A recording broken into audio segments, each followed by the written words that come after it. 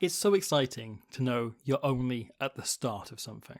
Over the last two World Cups, we've had the rare honour of watching Japan, a nation who had flirted with the sport for an awfully long time, fall head over heels in love with rugby. In 2007, Picho Hernandez Contapome Lobe et al. Revolutionised rugby in Argentina, and now, out of nowhere, another story takes shape. For last year, something quite remarkable happened, something you'd have called impossible, right around the time Japan were qualifying for the quarters, something nobody saw coming, and ultimately nobody could stop. Chile qualified for the Rugby World Cup. A total outsider, a team whose best ever qualifying campaign still finished in the second round, whose last game against a Tier 1 nation came in the 50s, whose greatest ever result was upsetting the 19th best side in the world 20 years ago. The most Rugby World Cup followers' full relationship with Chile was reading the story Uruguay defeated Chile in qualifying every 4 years, and yet now even the sport's most casual observers are in serious danger of falling in love with 2023's greatest, most compelling underdog.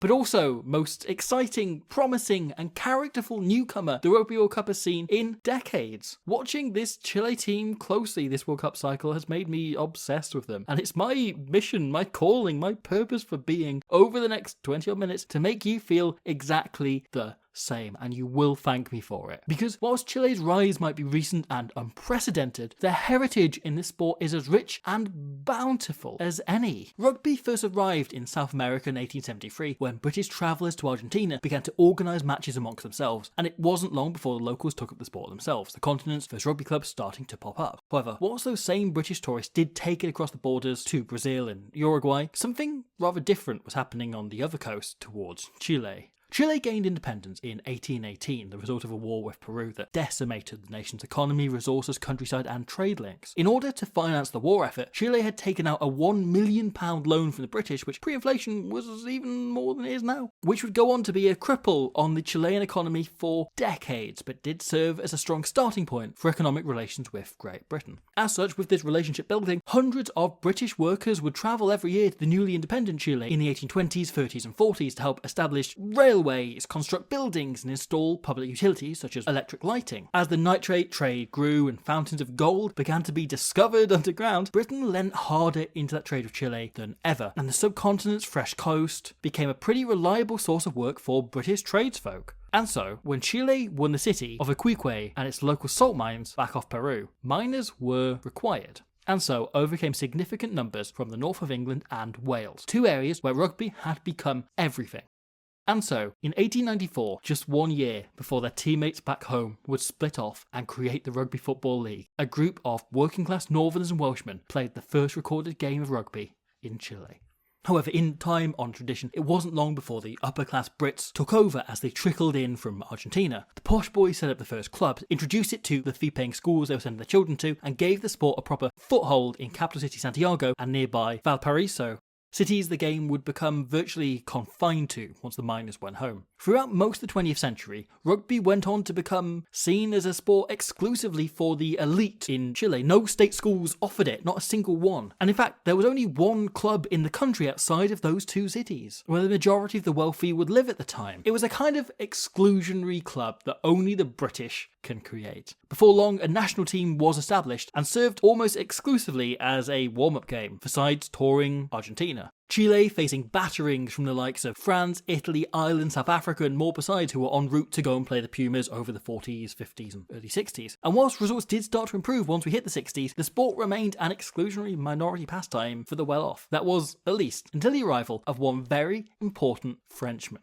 Jean-Pierre Jean-Chiche is maybe the single most important figure in the history of Chilean rugby. A coach who had led his hometown Perpignan at just the age of 31 before being offered a role in the national team setup, Jean-Chiche paired with Jean Desclaux to win France just their second and third Five Nations titles before answering a rather unusual distress call the union had received. Clearly seeing how much fun the Brits were having, a group of French expats in Santiago had formed a community rugby club for the Francofolk, naming it Stade Francais, because copyright wasn't a thing back then, and sometimes I wish we could go back. The only problem was, they were rubbish. Really bad. Finishing bottom, embarrassed, national pride wrecked. On a weekly basis, they got battered by Brits who would take the piss out of their funny accents. So they contacted the French Rugby Union and said, "Can you give us a hand?" And Jean-Chiche was sent out to fix the problem. Originally intending to only take a few sessions, he ended up staying for the full season, coaching them to a sports movie-worthy first place in the Chilean Championship, having finished bottom the year beforehand before returning home to France and his job with the national team. However, unable to escape how much promise he'd seen Chilean rugby could have, Juanchich moved back full-time to South America. He would coach the national team for 10 years, taking them to the South American Championship title for the first time ever. They started to consistently beat the likes of Uruguay, Brazil, and grew to be South America's second superpower, almost beating the Pumas in '78, but for what he called, in the papers the next day, atrocious refereeing. Truly the Razzie Erasmus of his time. However, his influence went much deeper than improving the national team, for he declared it his life's work to remove the class barrier he'd discovered had squeezed Chilean rugby out of the working folks' hands since those initial few minors went home. Every day the national team weren't in training, he would travel to a new school, football club, youth group and show them a rugby ball, split them into 2 teams, and then tell them to run forwards, pass backwards, and leave the rest up to your imagination. It's up to you what a tackle is, it's up to you what a try is. He let them play and hoped a love of the game would follow suit. When Juanchich arrived in South America, Chile had 14 rugby clubs, almost all concentrated in the same 2 areas. By the end of his first decade in the country, there were 120 spread throughout the entire nation. Participation in the sports, thanks to his solo individual impact, had grown over 4,000%. He would later return to France to set up the Rugby Fraternity Federation, a charity designed to bring rugby to disadvantaged areas, schools and individuals. Based on his work in Chile, wanting to spread it across the entire world, he established clubs, supplied sports equipment, school supplies, clothes, toys, even prescription glasses to those who needed them.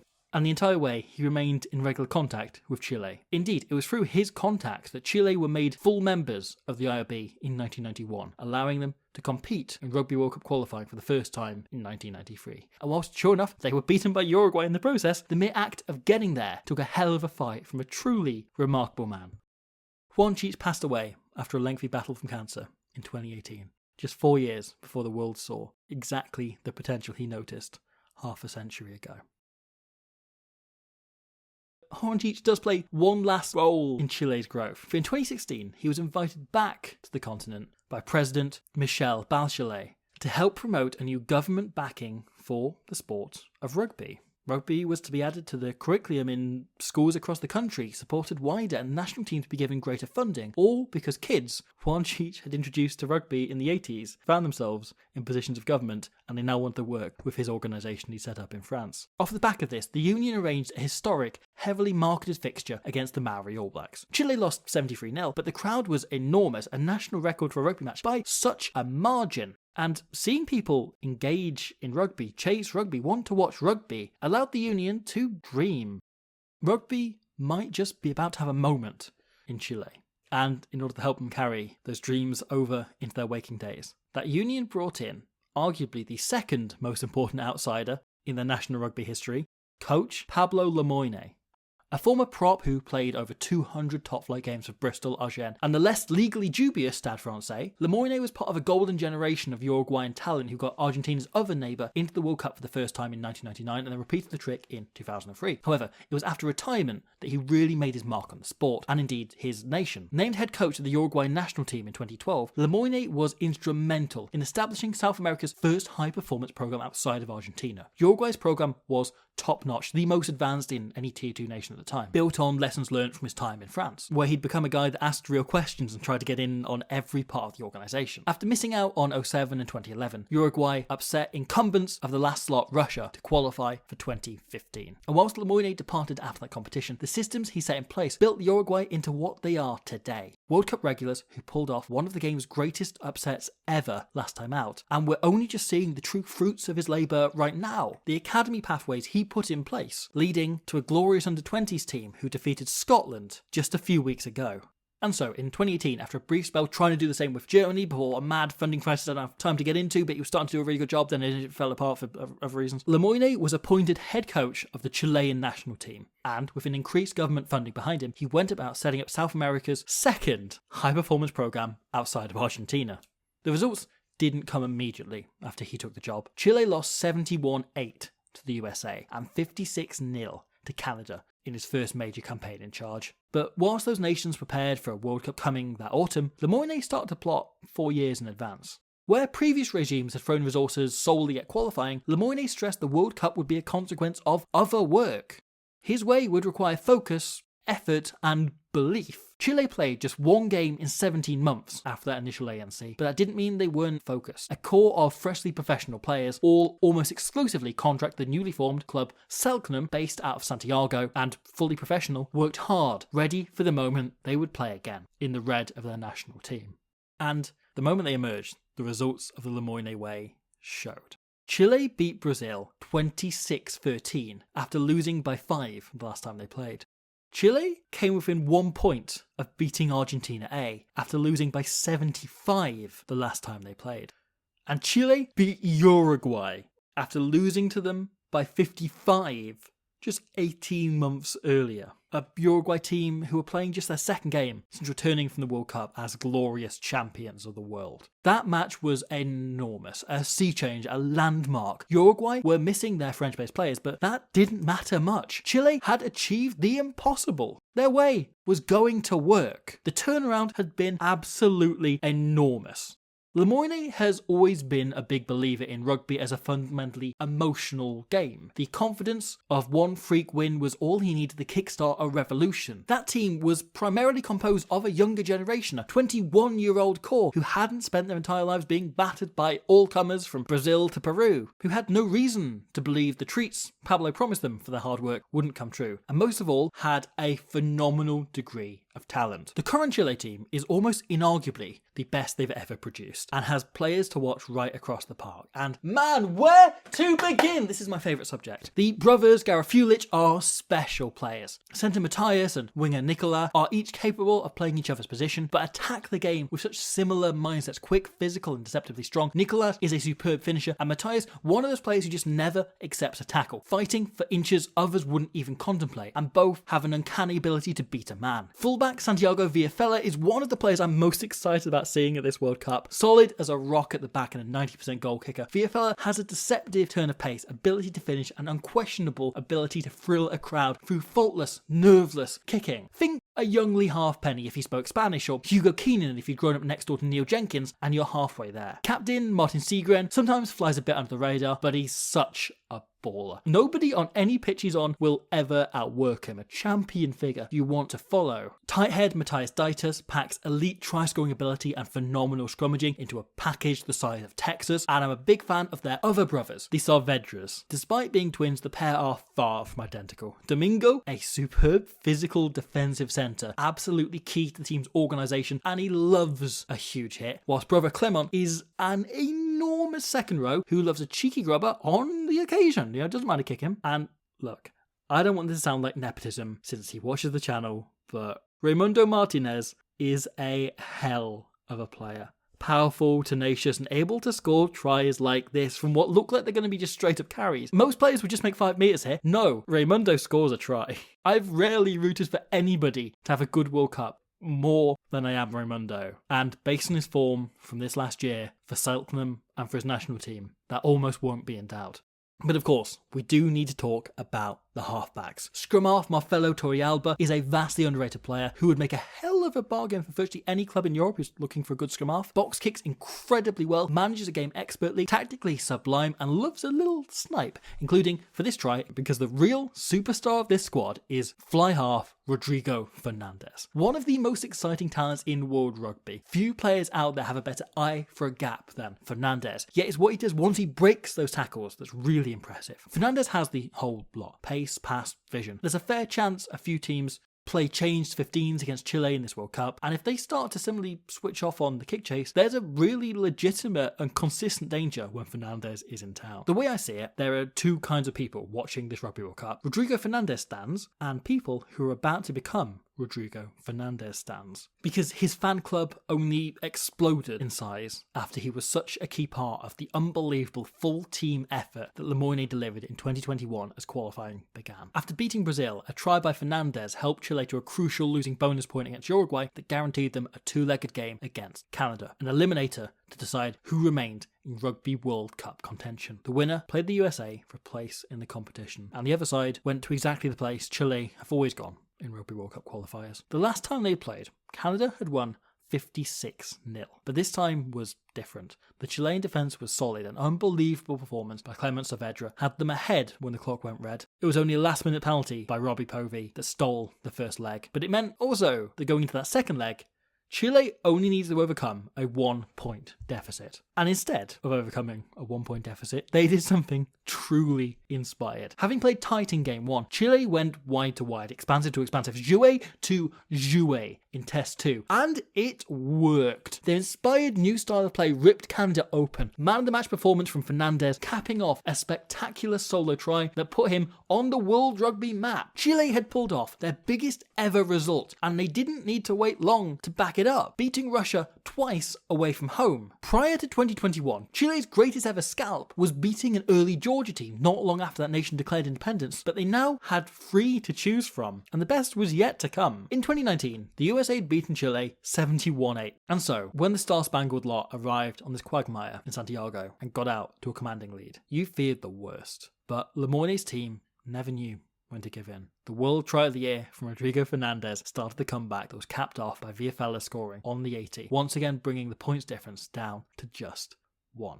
Los Condores would be headed to Colorado with the task set. Win by 2 points, and those dreams had come true. And you know what? That mad old ice cap bastard did it. Chile played looser, ball fizzing through the air as they ripped it up, going blow for blow with a more professional, established and clinical USA team. Yet every time they slipped behind, Chile went to the well and found something deeper, something fierier, something more passionate. Matthias Dieter scored with 15 minutes to go to put them back in touch. And then, right when they needed it most, it came.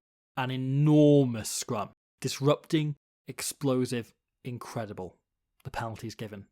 And up steps Villafela, the 23-year-old fullback, spending the day on the wing with a kick to deliver the vision that one Cheech had seen all the way back in 1971.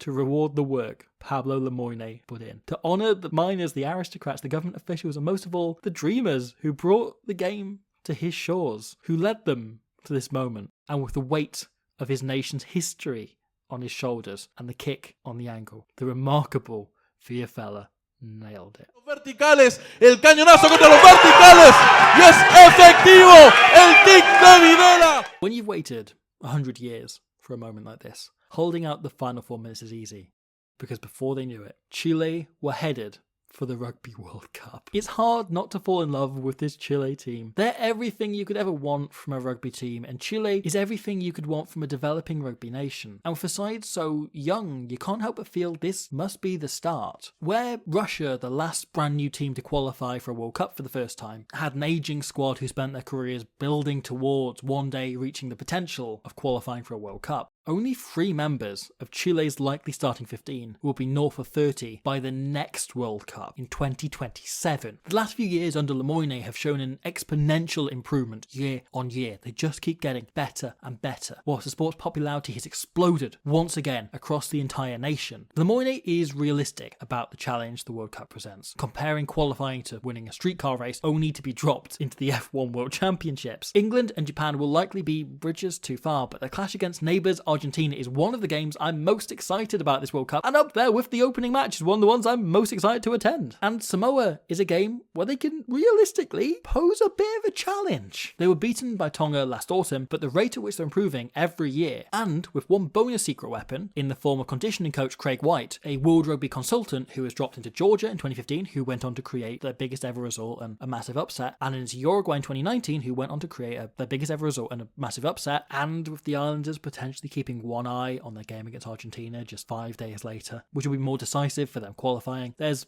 maybe a chance to knock a lump out of them, to maybe, even if it's just targeting a losing or try bonus point. And even then, that might be something they can pull off against England, Japan, Argentina, because after all, it wouldn't be the first time they'd done something we'd have all called impossible.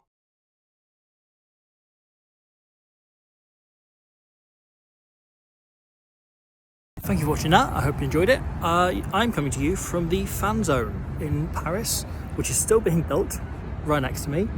I hope you enjoyed that. That was a deep dive on Chile. It's been a big kind of labour of love, something I've really enjoyed doing, enjoyed putting together, spent a long time doing and researching and, kind of making and hoping to get right, so I hope you enjoyed it. I am in and around France right now and shall be, over the 2 days when I'm back for a wedding, for the duration of the tournament, duration of the Rugby World Cup, through to the final, which is terrifying, scary, all sorts of other things, but also very, very exciting. I will probably run into a couple of you at least here at this beautiful fan zone, which is still being built, or in this mega store. I just bought Portugal shirt because they don't have a Chile shirt. So otherwise, I'll see you very soon for more rugby. There'll be plenty more coming, including kind of look at what the plan is for the tournaments we roll on. And I will see you soon for more rugby.